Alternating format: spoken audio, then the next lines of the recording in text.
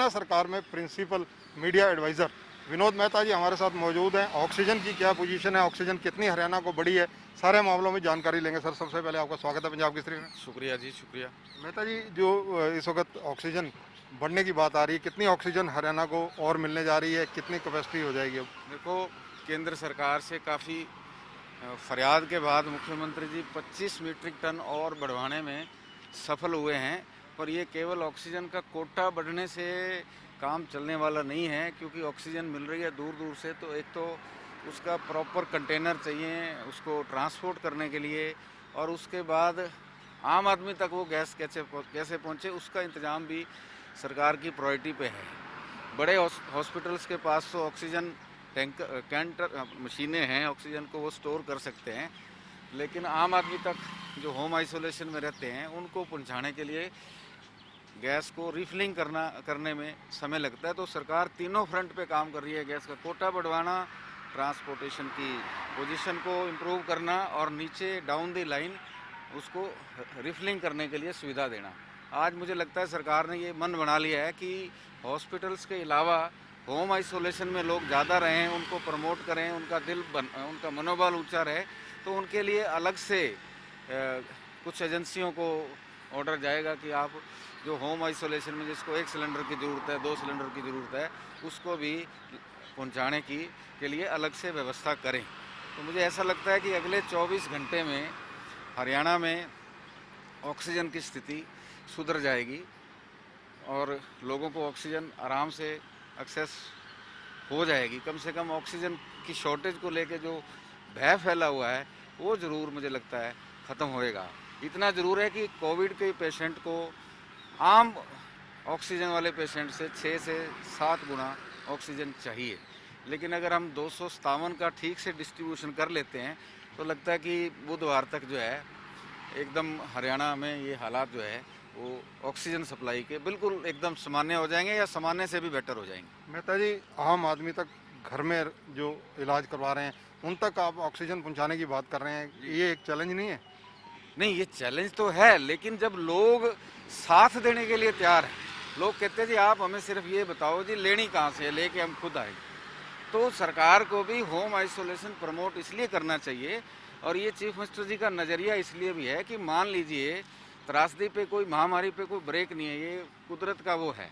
मान लीजिए पेशेंट बढ़ जाते हैं तो हॉस्पिटल्स में मारामारी ना बढ़े, लोग होम आइसोलेशन में ऑक्सीजन की ज़रूरत से अगर अपना इलाज खुद कर रहे हैं तो हमें उनको सपोर्ट करना चाहिए। तो हम सपोर्ट करेंगे, जितनी हो सकती है करेंगे। ऑक्सीजन की आड़ में जिस प्रकार से कालाबाजारी की शिकायतें भी आ रही हैं, बहुत जगह से सिलेंडर बहुत महंगे मिल रहे हैं, भरे बहुत महंगे जा रहे हैं, इन चीज़ों पर रोकथाम के लिए सरकार की नज़र कैसे है?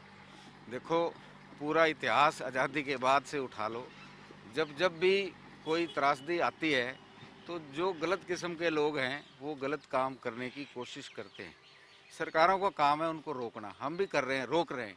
पर मेरा मानना ये है कि जो इस तरह के गलत काम कर रहे हैं वो प्रभु से डरें, नरक में भी एक जगह होती है, वहाँ ना जाएं और लोगों की सेवा करें और सरकार का सहयोग करें।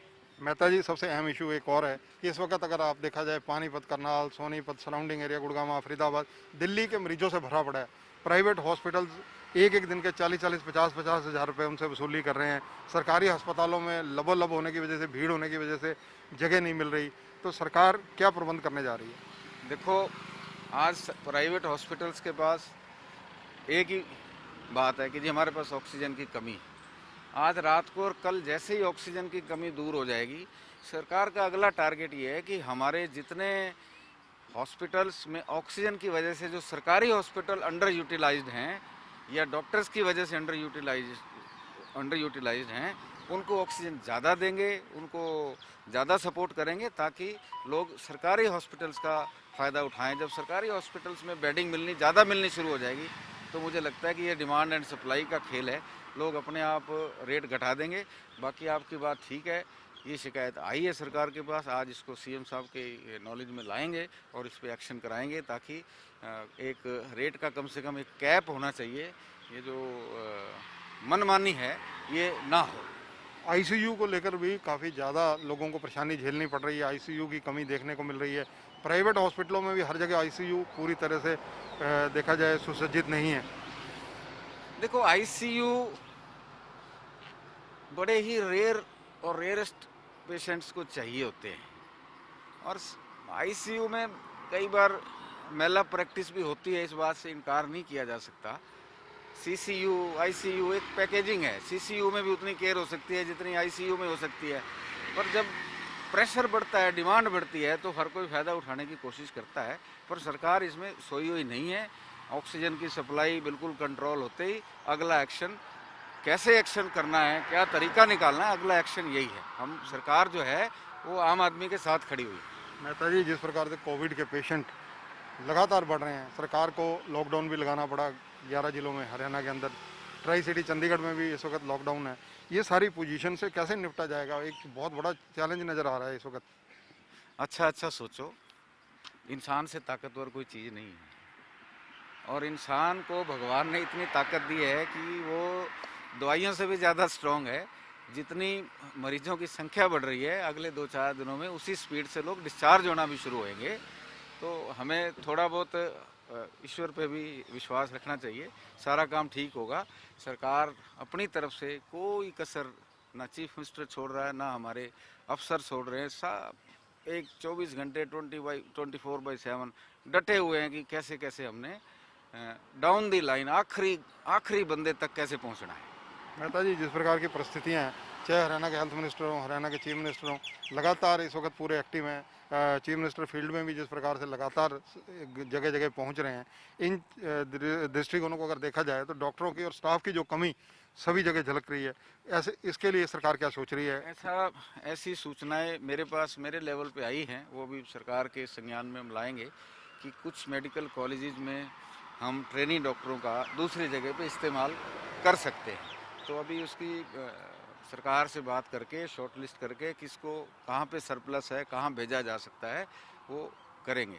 हेल्थ मिनिस्टर को अपने महकमे की डिटेल पता है, वो बहुत अच्छी तरह से समझते हैं, और चीफ मिनिस्टर उनको सपोर्ट कर रहे हैं। हेल्थ मिनिस्टर जो भी फैसला लेंगे, मुख्यमंत्री जो है वो प्रदेश के हित में उनको सपोर्ट करें। मेहता जी, एक सवाल और मेरे ध्यान में आ रहा है। जिस प्रकार वर्ष 2020 की अगर चर्चा की जाए, कोविड आया, 2021 इस वक्त चल रहा है। पिछली बार की बजाय इस बार स्पीड बहुत तेज़ है और वायरस फैल बहुत तेज़ी से रहा है। मरने वालों की संख्या डे बाई डे, जो बीमार हो रहे हैं, वायरस के चपेट में आ रहे हैं, उनका आंकड़ा बहुत ज़्यादा हरियाणा में देखने में मिल रहा है। वैसे तो देश में ये स्थिति है। देखो, स्पीड भी तेज़ है और भय और अफवाहें फैलाने वालों की स्पीड भी तेज़ है, पैनिक फैलाने वालों की स्पीड भी तेज़ है। पैनिक, आप किसी विषय में अगर आप पैनिक फैलाएंगे तो शॉर्टेज आएगी। चाहे आप रुपए पैसे को लेके पैनिक फैलाओगे, हमारी आर्थिक नीतियों को लेके पैनिक फैलाओगे, हमारी हेल्थ पॉलिसीज को लेके पैनिक फैलाओगे, तो कुछ लोगों ने पैनिक फैला के लोगों को डरा दिया है। लोग जितना पेशेंट है उससे ज़्यादा लोग जो है वो कोरोना के मनोवैज्ञानिक डर से डरे हुए हैं।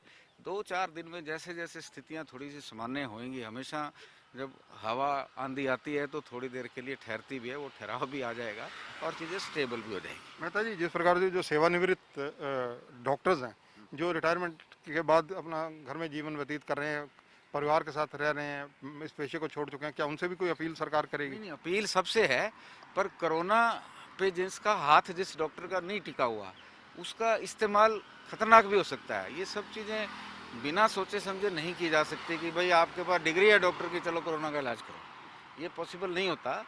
जहाँ से संभव क्वालिटी हेल्प मिल सकती है वो सरकार ले रही है। तो जहाँ भी कोई आदमी पड़ा हुआ है, पता लगता है कि ये हमें मीनिंगफुल हेल्प कर सकता है, उसका इस्तेमाल करेंगे। और आदमी की पहचान करना, उसको मैदान में उतारना, उसमें 2-4-5 दिन का समय लगता है। मैं पूरी तरह आश्वस्त हूँ। जिस तरीके से चीफ मिनिस्टर माइक्रो लेवल पे एक एक चीज़ को पकड़ के समझ के कर रहे हैं, मुझे लगता है कि हरियाणा में तो कम से कम अगले 3 दिन में स्थिति काफ़ी नॉर्मल हो जाएगी। धन्यवाद। तो ये है Vinod Mehta ji, principal media adviser to CM Haryana है। इनका कहना है कि अगले 3 दिन के अंदर स्थिति हरियाणा के अंदर संभलती नज़र आ रही है, ऐसी वो कामना भी करते हैं। इनका कहना है कि जिस प्रकार से हरियाणा के अंदर ऑक्सीजन की कमी पिछले दिनों थी, अब वो आने वाले दिनों में नहीं रहेगी, क्योंकि हरियाणा सरकार ने जो प्रयास किए वो सार्थक होने लगे हैं। और जिस प्रकार से अब ऑक्सीजन की सप्लाई बढ़कर हरियाणा को मिल रही है, वो हरियाणा के लिए निसंदेह उपलब्धि भी है। लेकिन इस उपलब्धि से ये संतुष्ट फिलहाल नहीं है। विनोद मेहता बड़े स्पष्ट शब्दों में कह रहे हैं कि जो ऑक्सीजन है वो लोग जो घरों में अपना इलाज करवा रहे हैं और ऑक्सीजन से दिक्कत उनको हो रही है, तो उनको घर तक इसकी सप्लाई कैसे दी जाए, इस बात पर हरियाणा सरकार पूर्णतया गंभीरता से सोच रही है। और ये कैसे रिफिलिंग करवाई जाए, कैसे वहाँ तक पहुँचाए जाएँ, सारी व्यवस्था सरकार करने जा रही है। कैमरामैन संजय सिंह के साथ चंद्रशेखर धरनी, पंजाब केसरी टीवी, चंडीगढ़। हमसे जुड़े रहने के लिए हमारे YouTube चैनल को सब्सक्राइब करें और नई वीडियो की नोटिफिकेशन के लिए बेल आइकॉन को दबाएं। अगर आप ये वीडियो Facebook पर देख रहे हैं तो लाइक जरूर करें और ज्यादा से ज्यादा शेयर करें। धन्यवाद।